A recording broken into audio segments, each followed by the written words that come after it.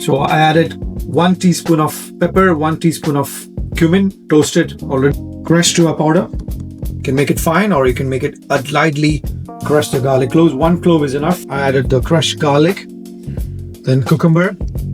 To avoid the water leaving from the cucumber, the best is what I did. You grate it, dust with a bit of salt, leave it for half an hour, then squeeze it out. The crushed mix, 1 tablespoon, half a teaspoon of chaat masala, lime juice, 1 tablespoon.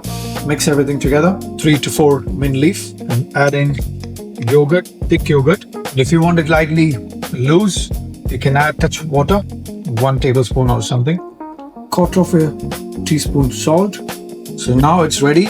We can plate it on a side bowl. Sprinkle a bit of crushed powder on the top, the pepper and the jeera or cumin. Touch of chili powder to dust, so that's a color break. Some mint crust as a garnish. So the raita is ready. It's best accompanied with any parathas or biryanis, traditionally. And you can use in any restaurants, like a yogurt dip. Even a good filling for a burger.